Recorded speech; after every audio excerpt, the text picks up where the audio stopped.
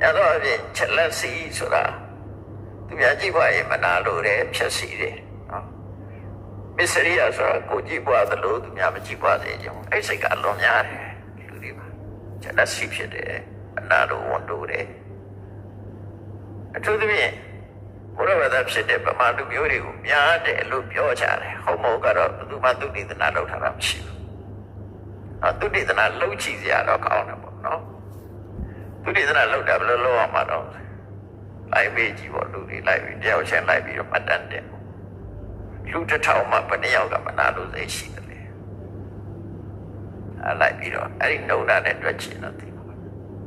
အဲ့လိုသူတိသနာလုပ်ထားတာမရှိဘူးဒါပေမဲ့အတွေ့အကြုံရလူတွေကပြောတာဗမာတွေကတယောက်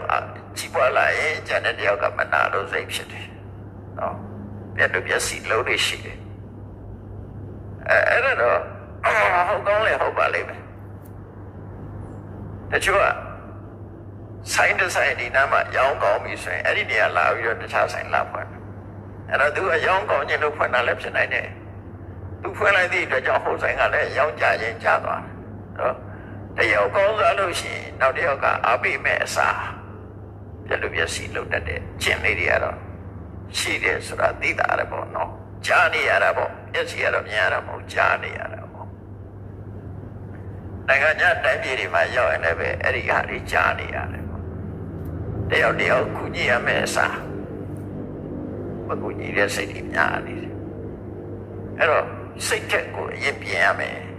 ဘယ်လိုပြင်ရမလဲသူလည်းကြည့်ပွားခြင်းနဲ့ငါလည်းကြည့်ပွားခြင်းနဲ့ငါကြည့်ပွားတယ်လို့သူလည်းကြည့်ပွားပါစေအဲ့ဒီစိတ်ဓာတ်ထားမယ်အဲ့စိတ်ဓာတ်ကိုရမယ်မေတ္တာထားနေရမယ်အလုံးကိုကူညီနိုင်ရင်ကူညီမကူညီနိုင်လို့ရှိရင်ဒုက္ခမပေးနိုင်မကူညီရုံနဲ့မကဘူးဒုက္ခပေးတာကြတော့ပို့ဆိုးတယ်ပေါ့နော်အဲ့ဒါကြောင့်မို့ဝါသမနိသပဏိဒာယတမ္မာနံပါတ်1ကစိတ်ကောင်းနှလုံးကောင်းထားပါအဲ့ဒါထားလိုက်လို့ရှိရင်နောက်ဘဝအတွက်